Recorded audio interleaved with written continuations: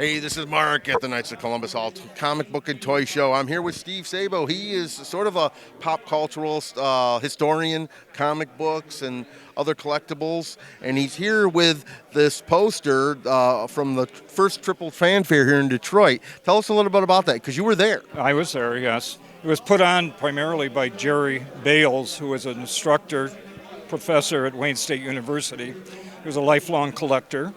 He was personal friends with Gardner Fox, who wrote so many of the DC Superman stories.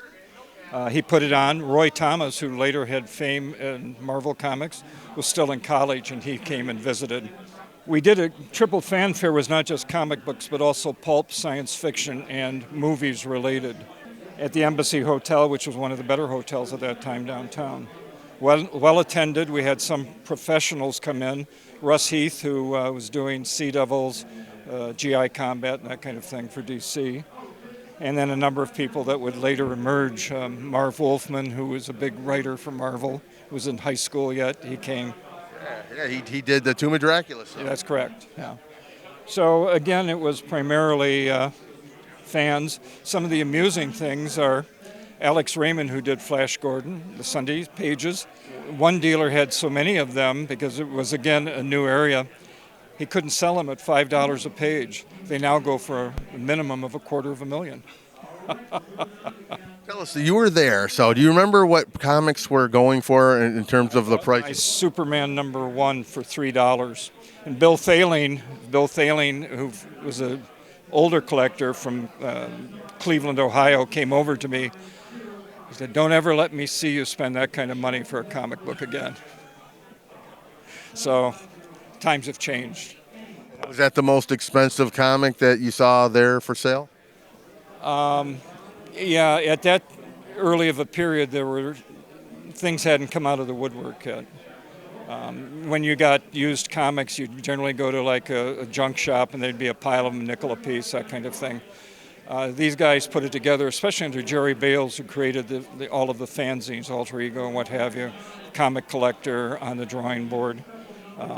Set the stage, and then people started looking for them, seeking them out, and supply and demand. As you have a greater demand, so does the price increase.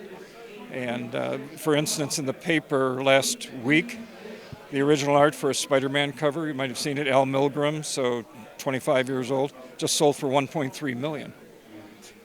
Yeah, and the follow-up article in American Artist editorial was half of the Suzanne artwork paintings are less than $1 million. A quarter of the Van Goghs are under $1 million, and some guy paid $1.3 million for a Spider-Man cover. So comics have kind of turned into more highbrow art now. Well, highbrow art and investment, yeah. And again, it'll be interesting to see in the future with the rise of digital illustration. Will people then seek out true handwork? Yeah, because there's not going to be no hard copies. That's correct. So the future bodes well. Like I said, in my time, it was the main focus was comic strips. If you were a comic book artist, it's because you couldn't cut it as a comic strip artist. So it was your stepping stone, and hopefully you'd make it. Most didn't. What was it like being there at that show? What was the crowd like? What kind of demographics did you have there? If I had to give quantity for the dealers, there was one room for them. There might have been 50 dealers. And in terms of guests, visitors, there were probably 400. But remember that it wasn't just comic books, it was films. There were a large group of silent movie collectors, horror films of Bela Lugosi, Boris Karloff, and then obviously science fiction, the pulps and that.